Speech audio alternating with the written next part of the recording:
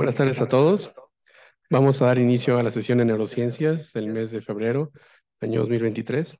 Vamos a presentar un caso clínico y luego la revisión de la literatura.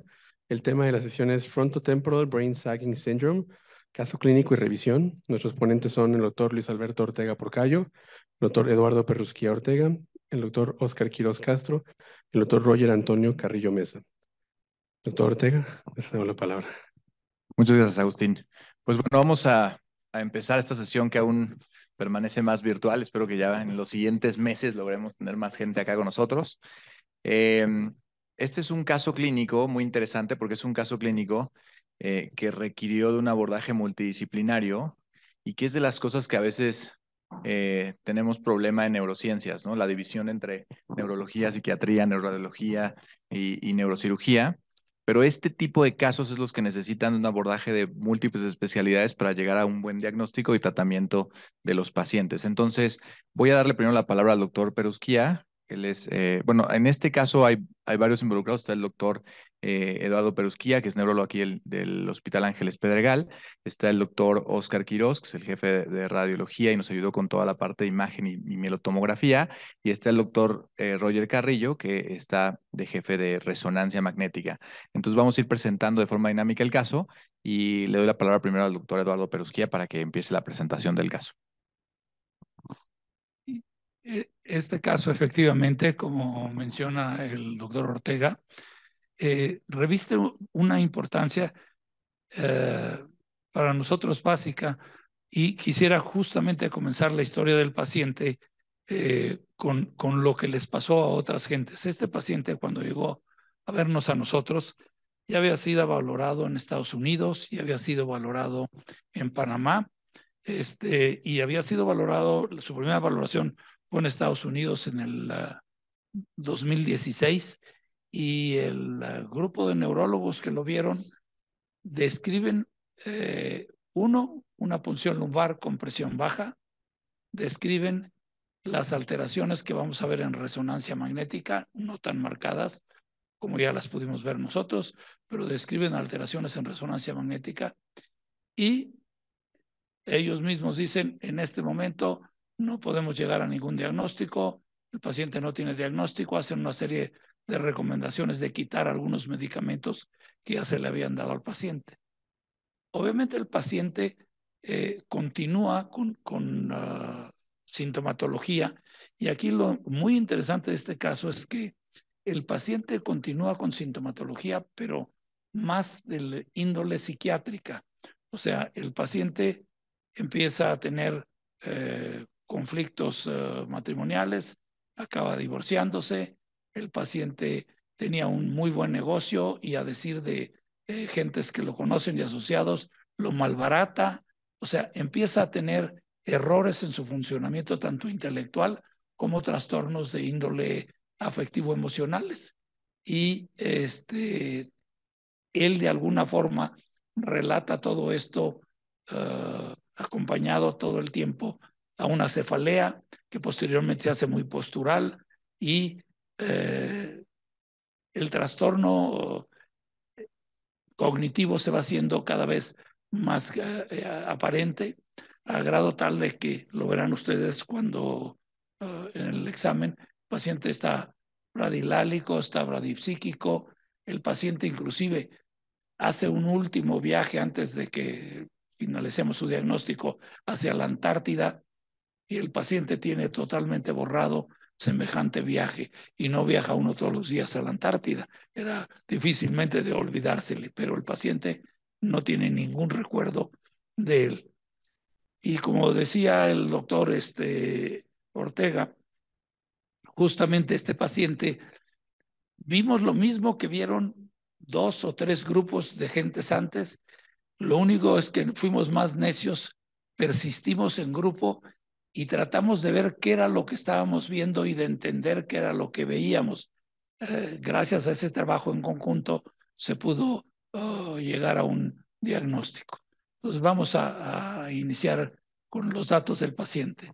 Como ven, es un masculino de 56 años, nacionalizado norteamericano, hijo de un gran médico mexicano en este país y nos referiremos a él como Andy. Y todas las fotografías que verán y todas las cosas que se proyectarán en pantalla tienen totalmente permiso y autorización del paciente, que si algo siempre ha estado, ya que se enteró qué pasaba, muy dispuesto a ayudar en todo lo posible a que este diagnóstico sea más conocido. Sí. Como antecedentes heredofamiliares realmente son negativos, personales, no tiene transfusiones, no hay toxicomanías. Desde chico aparentemente sufrió una fiebre reumática con una estenosis valvular mitral que ha sido observada y que en próximos meses tendrá que ser tratada probablemente en forma quirúrgica. Los otros antecedentes son de tipo lumbar y todo. Él es un gran aficionado a la pesca y de hecho esa es verdaderamente su pasión y vive de su pasión, entonces no trabaja. Él relata que inicia su cefalea en el 2002 y de alguna forma él lo relaciona después de haber estado haciendo scuba diving. De ahí fue tal fuerte el dolor y tanta la molestia que dejó totalmente de hacer esto, siendo esto parte de su actividad, y se dedicó más a andar en la lancha y andar pescando de arriba. Y como ya mencionamos, empieza con alteraciones de comportamiento, comentarios inapropiados, alteraciones del ánimo, inclusive dentro de los mismos médicos que vio diagnósticos psiquiátricos de depresión, diagnósticos psiquiátricos de alteraciones cognitivas. Y para 2005-2009 la cefalea se hace mucho más característica y ahora es mucho más posicional. Se agrega vértigo, se agrega tinnitus y en algunas ocasiones vómito. Este es nuestro paciente. Para el 2015 empieza a tener un deterioro importante de la memoria corta, empieza a tener olvidos habituales, francamente empieza a tener un deterioro cognitivo muy semejante a un fenómeno demencial. Lo internaron obviamente en un hospital, le hicieron posible diagnóstico de una meningoencefalitis, luego que sí una encefalitis viral y que se había convulsionado, no, le dieron prednisona, le dieron anticonvulsivantes, lo manejaron de muchísimas formas sin poder llegar todavía a un diagnóstico. Entre el 16 y el 18 es cuando el paciente tiene estas dos valoraciones, tanto en Estados Unidos como en Panamá, y ya para entonces ya tenemos automatismos en boca, ya está dislálico, ya está bradipsíquico y bradilálico, y ocasionalmente tiene temblor y la cefalea torna muy posicional. También ocasionalmente quejándose de alteraciones de urgencias y alteraciones de índole urinario. Vamos a ver todo. Okay. Entonces, en su exploración clínica tenemos que su estado mental francamente era muy fluctuante. Lo veíamos en la mañana o lo veíamos en la tarde y a veces daba la impresión de estar mucho más bradilálico y mucho más bradipsíquico y su atención era francamente dispersa. Tenía una alteración de atención muy marcada. ¿Tienes los videos de la bradilalia eso? Sí.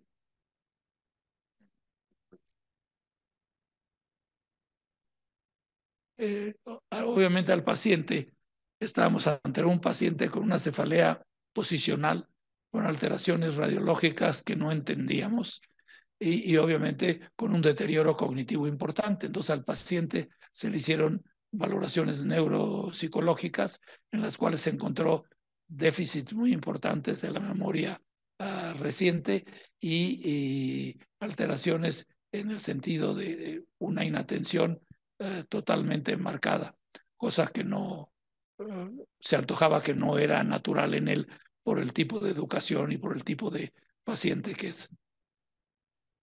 Se le hicieron obviamente estudios para demencias, se hicieron estudios de índole de autoinmunidad, se hicieron estudios de anticuerpos para encefalitis, se repitió de nuevo una punción lumbar y en la punción lumbar de nuevo ahora ni siquiera encontramos presión, no encontramos presión de apertura, lo que se unía a una previa observación de una presión muy baja anteriormente, ¿ok?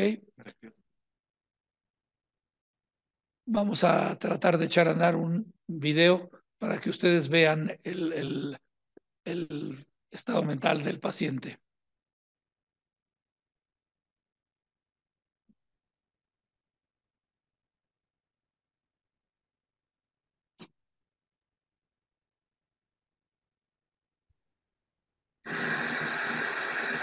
Con sueño, con dolor de cuello y cabeza. ¿Dolor de cuello dónde es? Lado izquierdo y atrás. Lado izquierdo y atrás. ¿Y lo que me enseñaste es aquí enfrente qué era? ¿A dónde es? Ahí no. Ok. Estoy completamente enamorado de él. Ok. ¿Y la cabeza ahorita dónde te duele? Ahorita no me duele. ¿Pero qué fue lo que me dijiste? Que si la movías, Si lo muevo rápido, si algo me empieza a doler. ¿por dónde? Normalmente es acá. Arriba. Arriba y atrás. ¿Qué más? Hasta los mismos bostezos que él presentaba eran muy frecuentes. But I'm gonna gain my brains. ¿Listo? Como observaron, tiene una marcada bradilalia, se distrae con algún objeto que tenía en sus manos, parece no entender algunas de las preguntas, y en sus pares craneales lo que encontramos es, había un borramiento de papilas en forma bilateral, y en el noveno par, el glosofaringeo, tenía ausencia de reflejo nauseoso, y su paladar estaba descendido, ¿ok? Sin respuesta. Y en su lengua, como pueden ver, tenía una hipotrofia bilateral de la lengua, ¿ok? Entonces, obviamente, algo más tenía que estarle pasando a este paciente que un puro fenómeno demencial. Un paciente con demencia no tiene estos hallazgos y no tiene los hallazgos radiológicos que veíamos. Y aquí fue donde seguimos tratando de entender qué le pasaba a este paciente. Su examen motor realmente no tenía ninguna debilidad, no veía ninguna anomalía en los reflejos, aumentaditos, pero todos simétricos.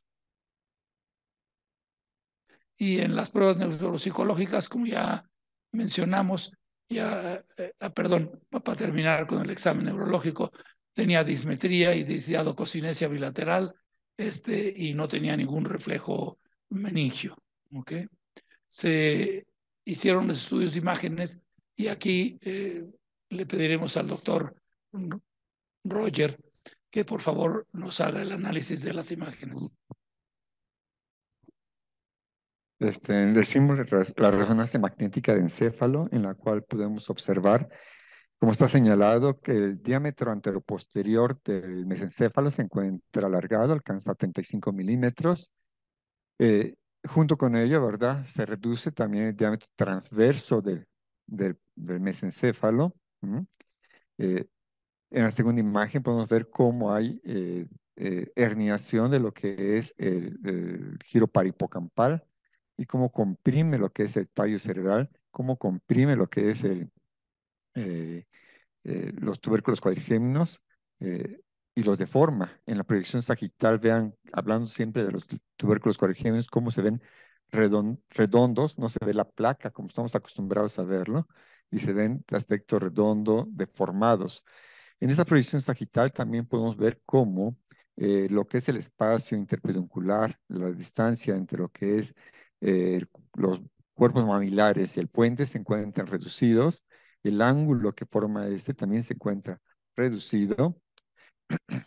Se encuentra descendido todo lo que es mesencéfalo, diencéfalo, eh, y eso es lo que produce los cambios por hipotensión, ¿verdad? Se van descendiendo hacia la fosa posterior y en fosa posterior todo está apretado. De hecho, el ángulo del, del de punto, bueno, cuerpo maxilar y puente se ve reducido a menos de un 10%, un 10 grados. En la siguiente imagen vemos ese ángulo, como está reducido, como ya se había mencionado, y también lo que es el ángulo formado por la gran vena de Galeno y el seno recto también se encuentra reducido. Todo esto por el descenso que existe de las componentes diencefálico de supratentorial hacia la fosa posterior. Y también se ve en ocasiones el descenso de las amígdalas cerebelosas, que en este paciente no era tan evidente. Con el contraste logramos identificar algunas zonas de engrosamiento meningio, no lo típico que encontramos siempre en pacientes con esta patología, ¿verdad? Donde casi todas las meninges se ven engrosadas. Este no, solo fue un cambio discreto en la región parietal bilateral. También podemos ver el descenso diencefálico en la imagen de coronal T2, que se ve como el tercer ventrículo se encuentra adelgazado y su piso se encuentra descendido, prácticamente está por dentro bueno, mejor dicho, está en las cisternas basales y hacia la fosa posterior, se ha desplazado hacia la fosa posterior, y lo que es hipocampo, vean cómo se ve descendido a través del tentorio, cómo el tentorio lo delimita, lo comprime por el descenso que tiene, y en este paciente más hacia el lado izquierdo, que fueron los cambios que más se encontró. En- Se le realizó columna toracolumbar, pero realmente no se encontraron cambios significativos. En forma retrospectiva encontramos un pequeño quiste que se señala ya en la flecha verde en la proyección axial, pero eso es nada significativo. No le dimos valor en la imagen de resonancia magnética, y también lo podemos ver en la proyección sagital, que realmente un quiste que no tenía valor, que puede haber sido considerado un quiste de Tarlov, pero no, pero es insignificado para este paciente. Además, los cambios postquirúrgicos que tenía en el E4 y E5, que tenía instrumentación posterior con tornillos intrapediculares.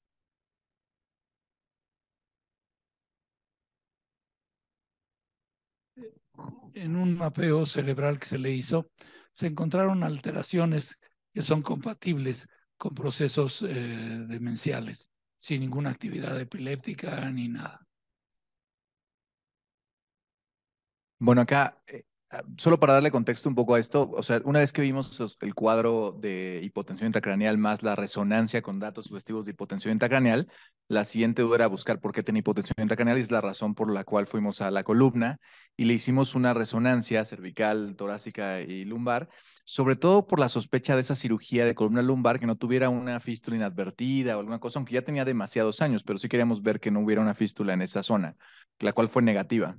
Y entonces, ya que tuvimos una resonancia negativa, hicimos la punción lumbar, como que salió en cero, que no tuvimos ninguna presión, y después primero realizamos una mieloangiografía, se inyectaron 15 mililitros de medio de contraste. Sin embargo, en la angiografía dinámica no pudimos visualizar adecuadamente el ascenso del medio de contraste y no pudimos ver bien este estudio. Y entonces hablamos con el doctor Quirós, que está acá también con nosotros, y hicimos este mismo procedimiento, pero en una mielotomografía en AP lateral y prono, que no sé si nos quiera ayudar acá.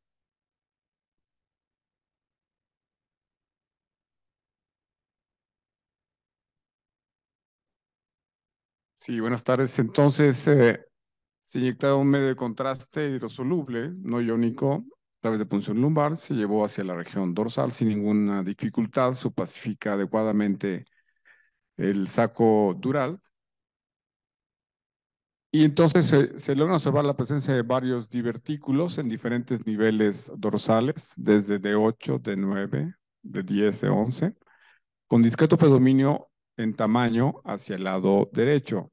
Solo en una de las reconstrucciones sagitales pudimos observar una doble imagen en el divertículo derecho de D9 aproximadamente, que nos sugiere la presencia de la opacificación de una vena que no sigue obviamente el trayecto de ninguna raíz nerviosa y que es altamente sugestivo de una comunicación con una fístula del divertículo hacia una estructura venosa.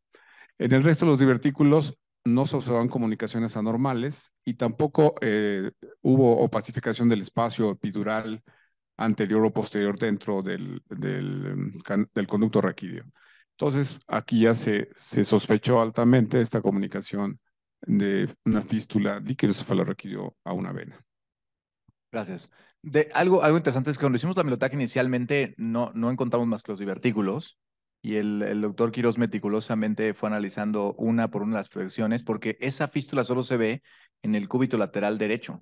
No se ve ni en el prono ni en el supino. Solamente en el cúbito lateral derecho en la Milotac es cuando se hace evidente esa fístula y pueden ver aquí el trayecto de la fístula. Entonces, con este diagnóstico, lo que fue es un paciente con un síndrome que se llama síndrome frontotemporal, brain sagging syndrome, asociado a una fístula del líquido cefalorraquídeo venosa, lo cual es muy raro.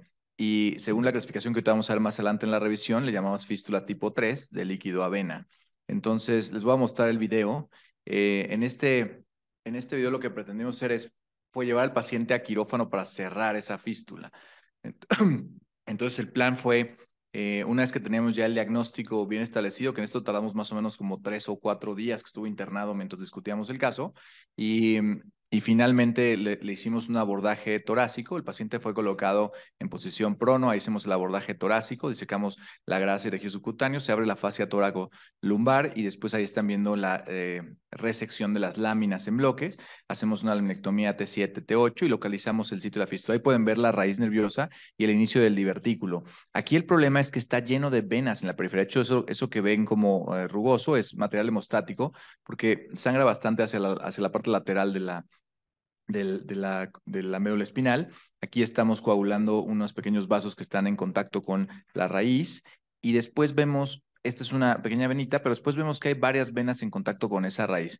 Es un poco difícil determinar exactamente el sitio de la fístula del líquido cefalorraquídeo vena, pero sabemos que, o como previamente lo había descrito unos autores, que se apellida Shivink, que si cerramos toda la raíz, pues vamos a cerrar el trayecto directo hacia la vena, queda completamente aislado. Pero finalmente ahí, por detrás de la raíz, en la axila, ahí es donde encontramos una vena más grande que tenemos que coagular.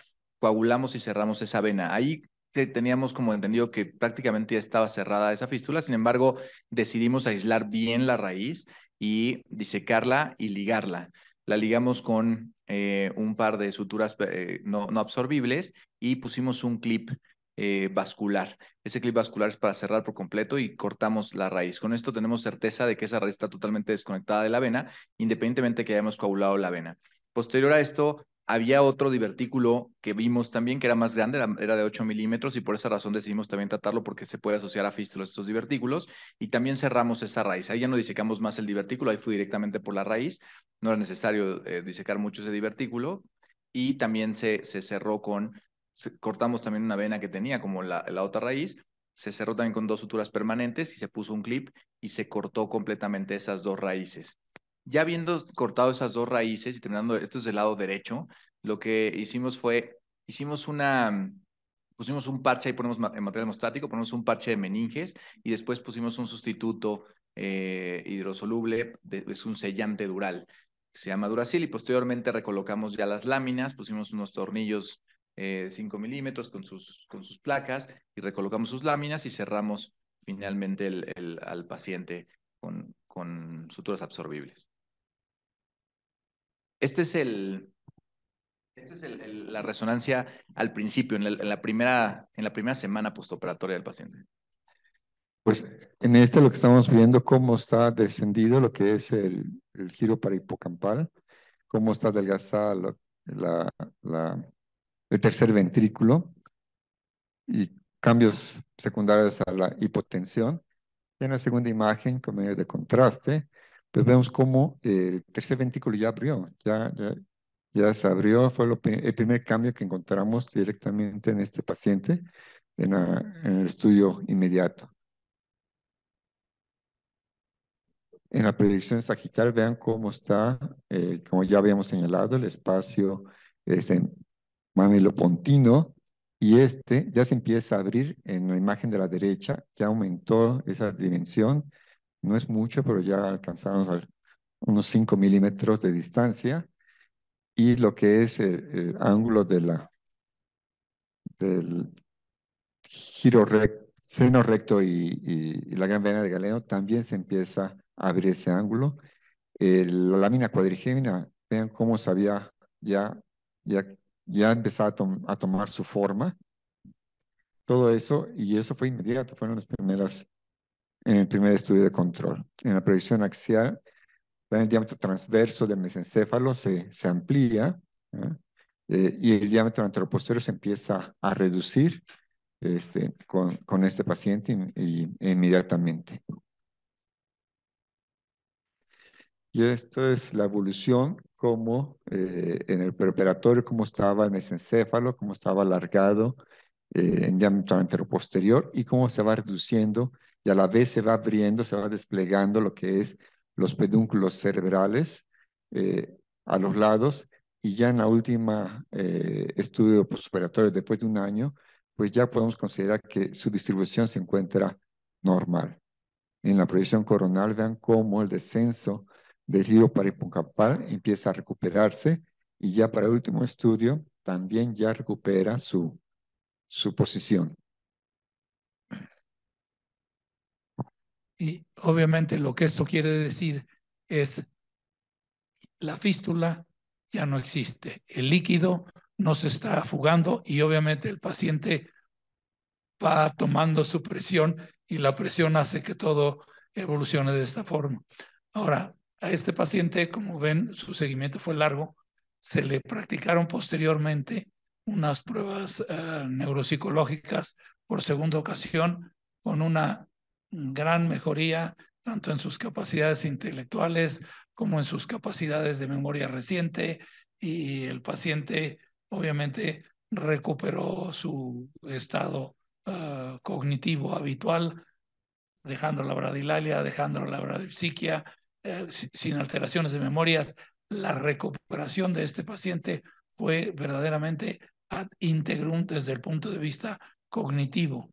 Y esto es de excesiva importancia porque, insisto, estos casos seguramente hay muchos más de ellos. Estos casos seguramente andan o sin diagnóstico o hasta con diagnósticos equivocados, con la pura demencia frontotemporal, y no están siendo bien valorados y no están pudiendo revertir cosas de este tipo.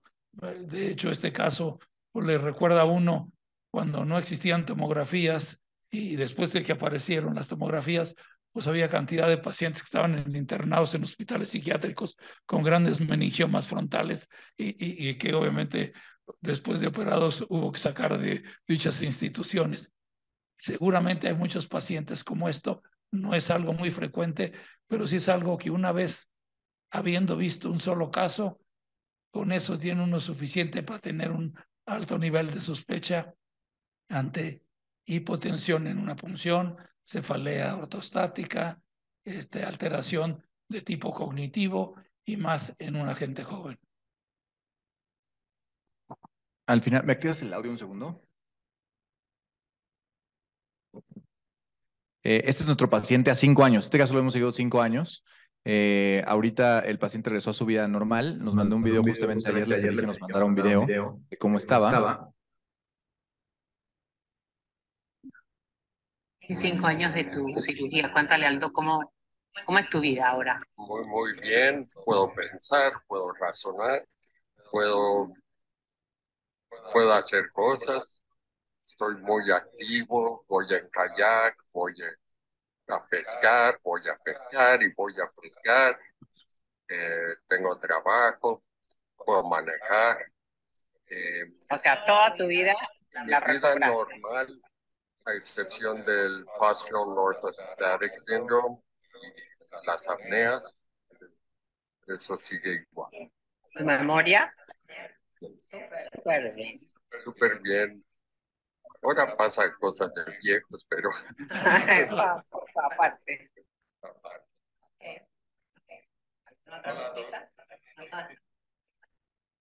Listo.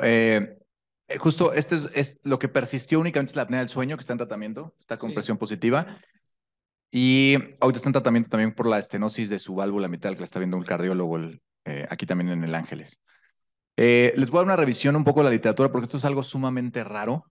Y aparte, hemos estado un poco en comunicación con quienes describieron este síndrome para también ir retroalimentándonos del mismo caso, porque son casos sumamente raros que no están siendo bien diagnosticados.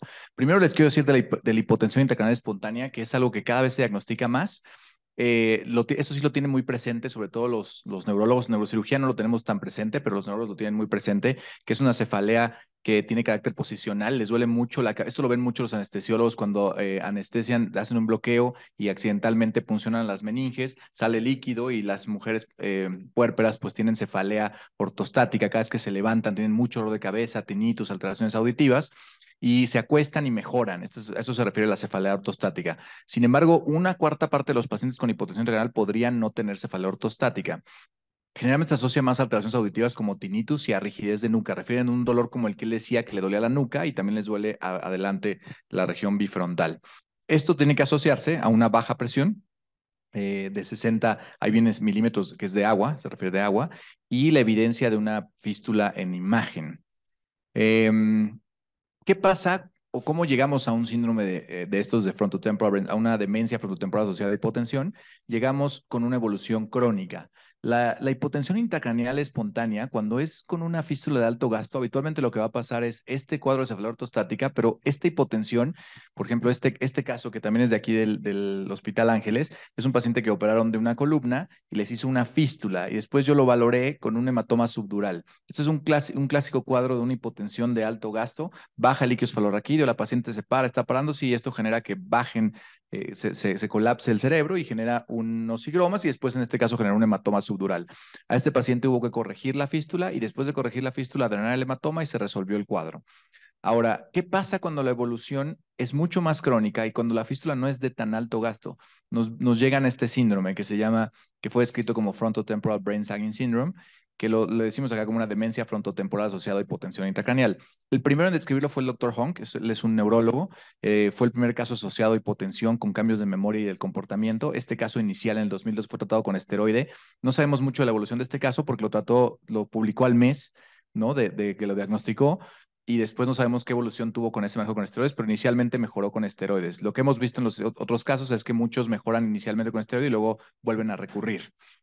¿Esto por qué sucede? Porque el esteroide aumenta ciertamente el volumen y al aumentar el volumen compensa un poco la presión y eso puede generar esa mejoría transitoria. Después en el 2011 de la clínica Mayo, el doctor Wiglund acuña el término de frontotemporal brain sagging syndrome y lo caracteriza y dice que es una alteración neurológica por hipotensión que desencadena desinhibición, apatía, inercia, pérdida de la empatía, alteración del comportamiento, hiperoralidad, alteración de memoria, alucinaciones auditivas y visuales, hipersomnolencia, que este es el dato más importante, cefalea ortostática, rigidez de nuca, tinnitus, disartria, disfagia, temblores, perdón, ahí dice temblores, discinesias orofaciales, náusea e inestabilidad de la marcha. Esta es la descripción tal cual de Wiglund cuando describió el término de demencia frontotemporal y describió varios casos, describió, si no más recuerdo, 9 casos, los cuales no tuvieron buena evolución. Los trató con esteroides, algunos con parches epidurales, pero al final no tuvieron tan buena evolución. Nunca él logró documentar las fístulas inicialmente.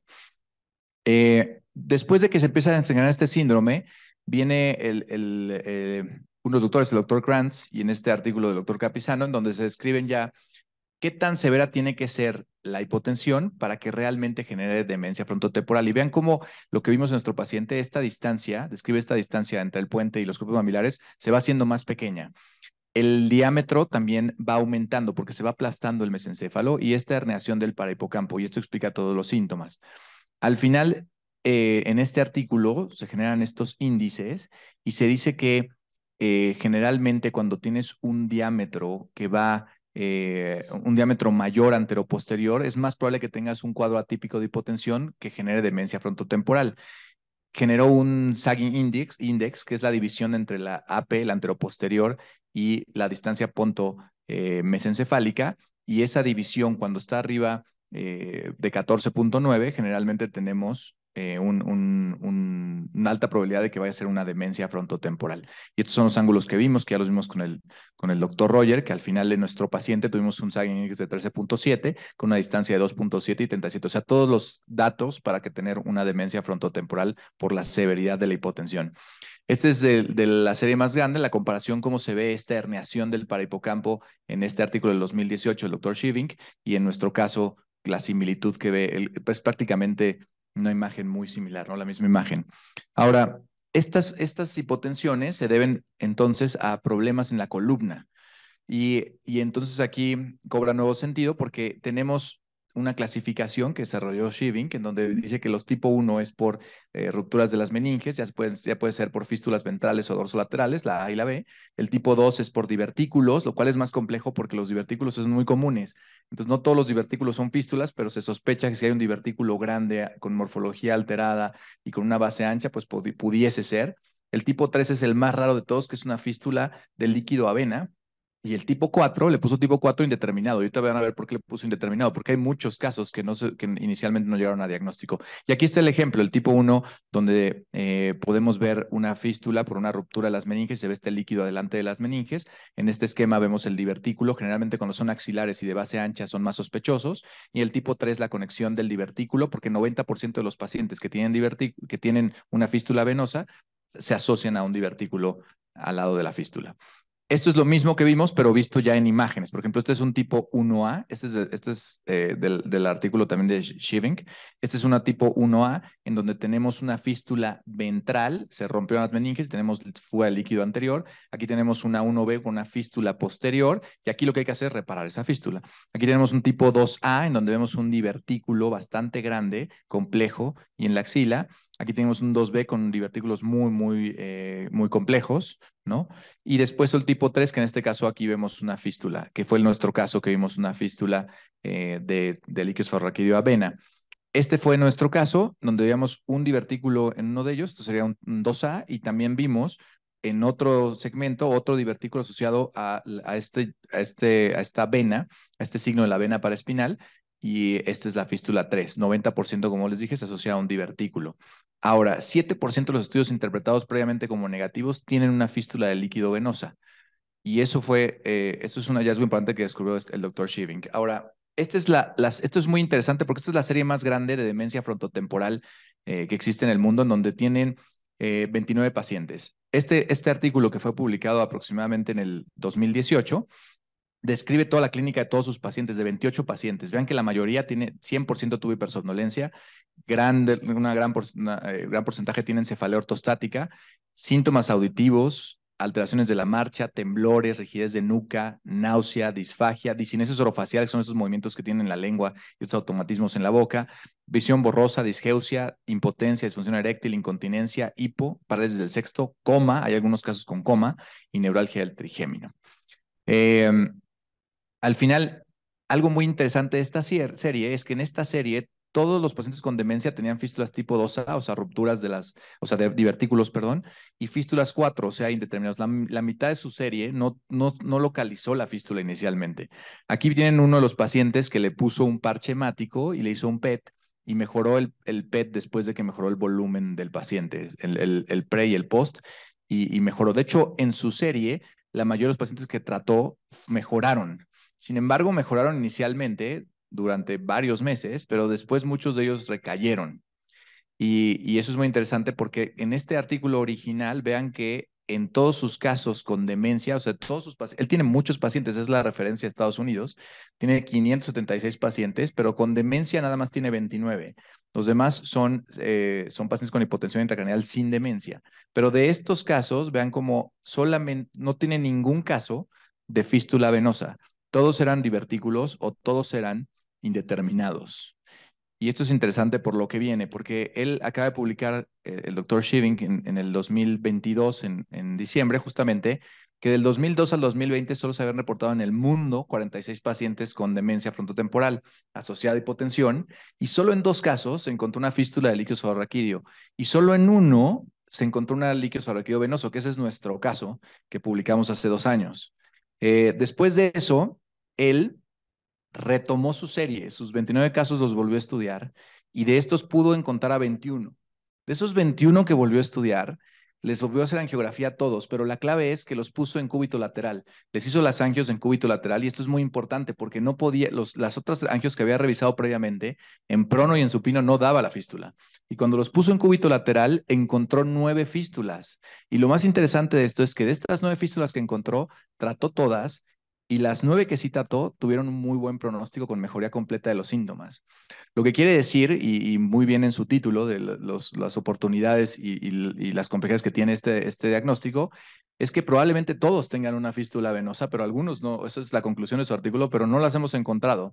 Y cuestan mucho trabajo y hay que buscarlas una y otra vez. Este es un artículo muy interesante porque justamente él regresó a todos sus pacientes, los volvió a buscar y encontró 9 y curó a 9, ¿no? Entonces, aquí son todos los casos que puso y cómo encontró las fístulas. Y todas las fístulas las encontró en cúbito lateral. Y solamente cuando revisó su serie vio que una sí estaba la fístula desde el primer estudio, pero no la habían detectado. Pero todos los demás en los estudios previos no se había encontrado. Al final, este es el tratamiento. Este es un esquema del doctor Krantz, neuroradiólogo, en donde vienen los diferentes fístulas que puede pasar. Se puede romper la dura, vean aquí, lo que pretende es ver que se rompe la dura y sale líquido. Puede también generarse un divertículo o puede generarse la unión de un divertículo a una vena a la derecha. Al final el tratamiento es, si son tipo 1, o sea, si rompe las meninges, pues 2 opciones. O hacemos una cirugía y reparamos la dura o ponemos un parche. Se puede hacer un parche ya sea guiado por tomografía o guiado por fluoroscopía. Esta es una imagen del Dr. Krantz guiado por tomografía en donde localiza el sitio probable de la fístula y ahí pone un parche, pone medio de contraste y después pone el parche hemático. Ahora, si son divertículos simples o complejos, se puede poner un parche también. Se puede inyectar también algunas cosas que tenemos, como vieron en el video que puse yo Duracil al final de la cirugía. Esto lo pueden hacer, pero de forma percutánea. O ocluir el divertículo. Sobre todo, el doctor Shiving recomienda que se ocluyan divertículos siempre y cuando sean mayores de 8 milímetros. Es poco probable que menores de 8 milímetros nos vayan a dar asociados a una fístula. Pero lo más importante es que tengan una base ancha y que estén en la axila.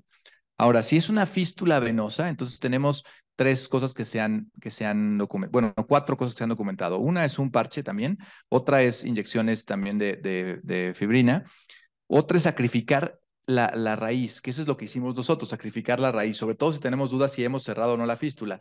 Y otro es la obliteración directa de la fístula, que dicho sea de paso, el doctor Shiving también ya publicó un manejo endovascular con obliteración venosa de la fístula en un paciente con hipotensión, no con demencia, pero con hipotensión intracraneal. Y cuando es indeterminado, que esto salió porque teníamos muchos casos indeterminados, una opción es manejo en cama, hidratación, que fue lo primero que se escribió por el doctor Wicklund, pero no funciona del todo bien. Los esteroides funcionan bien. El problema es que en el corto plazo funcionan, en el largo plazo el tema es seguir con esteroides altos, en el plazo no es tan bueno para los pacientes. Los parches también epidurales y finalmente podemos hay 2 opciones que ha hecho el doctor Shiving también. Esta es una fístula con reparación, este es nuestro caso con la obliteración. Otra opción es quitar meninges, hacer una cirugía de reducción dural. Él quita más o menos como 1 centímetro de ancho de meninges y varios segmentos de meninges y hace un cierre otra vez primero de las meninges y eso es una cirugía de reducción dural, le llama. Ha tenido algunos casos con mejoría y tenemos también otro caso que creó un sistema de infusión de líquido en donde ponía un catéter interno al espacio epidural, a través de un portacat lo conectaba, lo dejaba por dentro y cuando era necesario el paciente le hacía una infusión de líquido.